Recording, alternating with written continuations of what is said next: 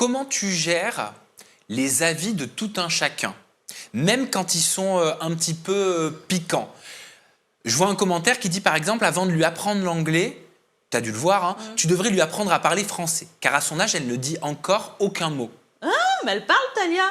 Elle parle super bien. Oui, mais comment tu le prends, justement, même quand c'est faux, hein? Ben non, parce que par Tous ces exemple, commentaires. quand je vois un truc comme ça, la plupart du temps, tu cliques, tu vas voir la mère et tu vois les mioches devant la télé, justement en train de bouffer des gâteaux. Tu sais, c'est maman qui laisse les petits devant la télé pendant 2 heures, comme ça, ils ont la paix.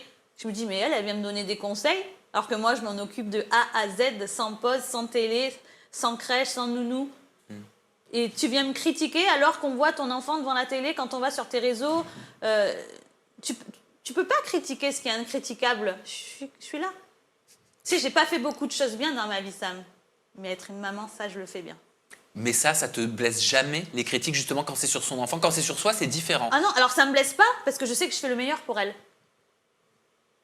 En quoi lui donner la chance de parler anglais, c'est être une mauvaise mère, en fait. Et puis en plus, c'est faux ce qu'elle dit. Elle parle pas. Alors, il faut savoir que, par exemple, Talia, quand tu sors le téléphone, elle a compris. Donc, je lui ai expliqué, maman, c'est le travail. Alors, je touche très peu. Tu vois mon temps d'écran, comment il a chuté. Quand je suis avec Talia, je me consacre à 10 000 %. Elle sait que le téléphone, on fait quelques vidéos, ça dure 30 secondes, on fait nos petites vidéos, on ne le touche pas. Oui. Elle sait, maman, elle fait le travail, elle connaît. Tu la mets pas devant les filtres Snapchat pour la faire rire?